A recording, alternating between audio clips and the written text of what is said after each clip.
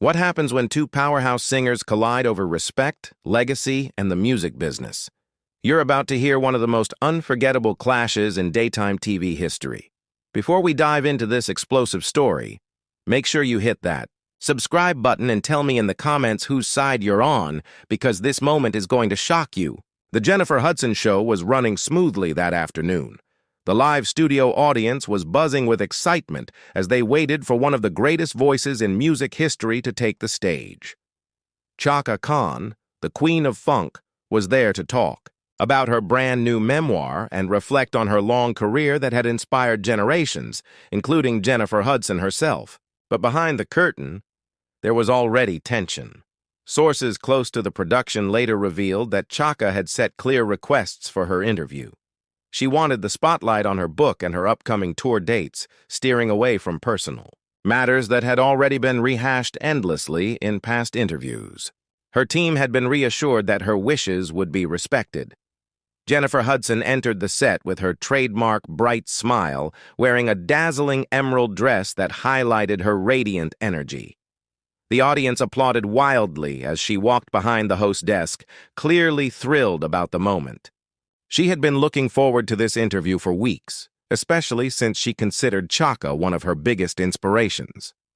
Ladies and gentlemen, please help me welcome the incomparable, the legendary, the one and only Queen of Funk, Chaka Khan, Jennifer announced with excitement in her voice. The audience jumped to their feet as Chaka walked onto the stage.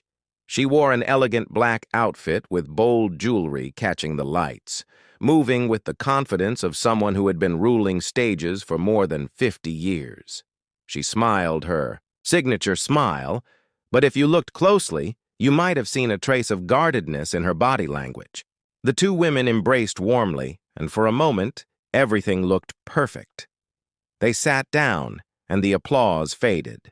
Jennifer began with what seemed like a safe opening. Chaka, it is such an honor to have you here. I've been a fan since I was a little girl. Your voice has inspired me through my entire career, Jennifer said sincerely. Thank you, sweetheart.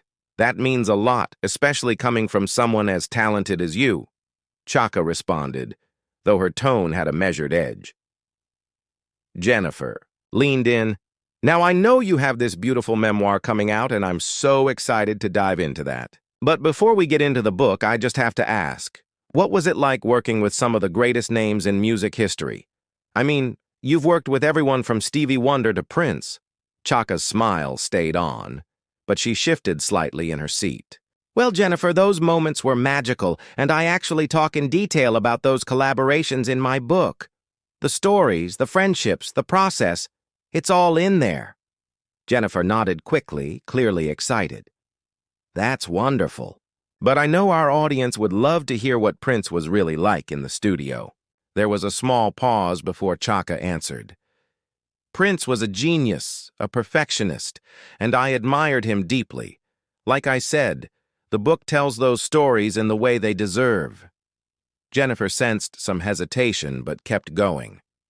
And speaking of legends, I have to ask about Whitney Houston. I know you two were close, and her loss was such a heartbreak for the music world. Chaka's jaw tightened, though she tried to keep her expression soft. Whitney was like a daughter to me, and losing her was devastating. It's not something I like to talk about often. That's why I put those emotions into my book where I could give them the space they deserve. Jennifer softened her tone. I completely understand.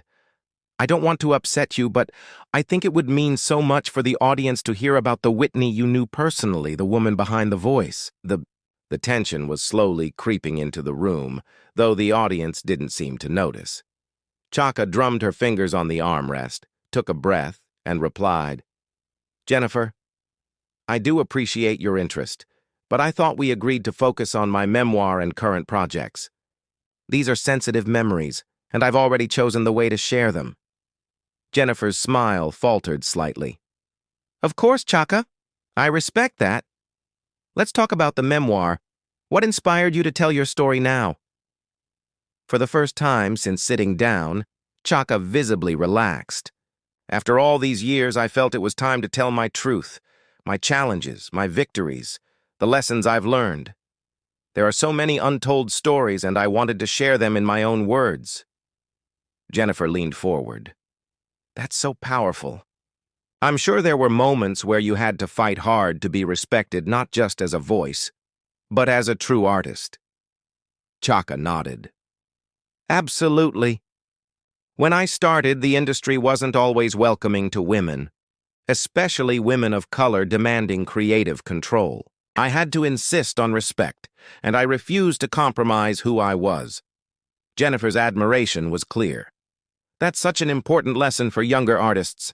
Can you share a specific moment when you had to stand your ground? Chaka thought, then said, Yes. Early in my solo career, I worked with a producer who wanted to change everything about me, my style, my sound, even suggested I change my name. But I told him, you either work with Chaka Khan as I am, or find someone else. I'm not changing my essence. Jennifer gasped. Your name? But Chaka Khan is iconic. Chaka smiled, this time genuinely. Exactly.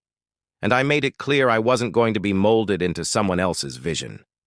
The conversation was finally flowing smoothly, and both women seemed more at ease. But then Jennifer made a choice that changed everything. Perhaps feeling confident in their rhythm, she decided to revisit a subject Chaka had already made off limits. Chaka, I hope you don't mind me asking, but when you talk about demanding respect, it makes me think about your personal battles. You've been open about some of your struggles, and I think your strength in overcoming them is just incredible. I know people watching would be so inspired by your journey of healing. The atmosphere froze. Chaka's smile vanished. Her body stiffened, and she looked directly at Jennifer with eyes sharp as steel. Excuse me? She said quietly, but with dangerous weight. Jennifer didn't seem to catch the shift. I just think your story of recovery is so inspiring, and people could benefit from hearing how strong you are. The silence that followed was crushing. Even the audience began to sense something was wrong. Chaka leaned in, her voice low but commanding. Jennifer, I told you backstage what I was comfortable discussing. Did I not? Jennifer fidgeted in her seat, realizing too late she had crossed a line. I didn't mean to overstep. I only thought your story might help others. Chaka raised an eyebrow, her voice sharp. My story, my private struggles, my recovery, that is not content for your show. That is my life. The audience now realized the shift fully, their energy dropping into uneasy silence. Jennifer, trying to recover, said, But you've spoken about these things in other interviews before. I thought maybe you'd want to share here too. Chaka cut her off with a glare. Other interviews? Which ones? And even if I have, that doesn't mean you get to ambush me on live TV. Do you think because I've been in this business for 50 years that my life is open for your ratings? Jennifer flushed red. That's not fair, Chaka. I respect you more than anyone. Chaka laughed bitterly. Respect? You call this respect? Agreeing to my boundaries, then shoving them aside in front of millions? Jennifer's frustration finally broke through. I was trying to have a real conversation, not just a surface-level promo interview. The tension was suffocating. The audience shifted nervously in their seats, while the production team panicked in the wings. Chaka's voice turned icy. Real conversations are built on respect. When someone says no, you respect that. You don't keep poking. Jennifer, defensive now, argued, As artists, sometimes we have a responsibility to share things that help others. Chaka's fury burst through. Don't you dare lecture me about responsibility. I was paving the way for artists like you before you were even born. Jennifer looked taken aback but didn't back down. And I'm grateful for that, but don't talk to me like I don't know how to run an interview. I've shown you nothing but admiration. Chaka suddenly stood up, towering over her. You call this respect? You push and pry when I set limits? That's not respect, Jennifer. Jennifer stood too, meeting her energy. I call it trying to have an honest conversation that could inspire people. Their voices clashed, rising over each other. Chaka accused her of exploiting personal pain. Jennifer denied it fiercely. The studio had gone silent except for their heated exchange. Then Jennifer, perhaps too emotional, slipped and mentioned the word addiction. The moment it left her lips, Chaka froze. Her face darkened. "Did you just say addiction on live television after I told you not to bring that up?" Jennifer stammered. "I didn't mean to—" But Chaka's booming voice cut through. "This wasn't a mistake, Jennifer. This was a choice. You chose to ignore me." The weight of her words crushed the room. Jennifer's hands trembled as she tried to salvage the situation, offering to edit the segment later. Chaka laughed bitterly. "You think this is about editing? You think cutting the footage fixes the disrespect?" The audience sat stunned, some even breaking rules to record the moment on their phones. Chaka, her voice unwavering, said, "My story is mine to tell, not yours to extract for content." Jennifer's eyes brimmed with tears. "I thought I was giving you a chance to inspire," Chaka's voice thundered. "I've been inspiring for half a century. I don't need you to give me opportunities." Jennifer begged for a chance to fix things, but Chaka's response was final. "You can't fix this. Some lines, once crossed, cannot be uncrossed." Slowly, with dignity, Chaka removed her microphone, placed it on the table, and stood tall. She looked around the studio, then back at Jennifer. "I leave because I refuse to be part of a show that disrespects its guests. I leave because walking away is sometimes the most powerful statement."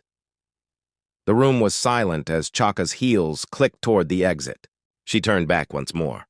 "This is what happens when you forget legends are not content. We are human beings. We demand respect." With that, Chaka Khan walked off set, leaving Jennifer Hudson standing alone, shaken, and tearful in front of a stunned studio. The cameras kept rolling, capturing every raw second of a moment that would be remembered for years. What do you think? Was Chaka right to walk out? Or should Jennifer have been given a chance to make things right? Let me know in the comments, and don't forget to subscribe for more unbelievable celebrity stories.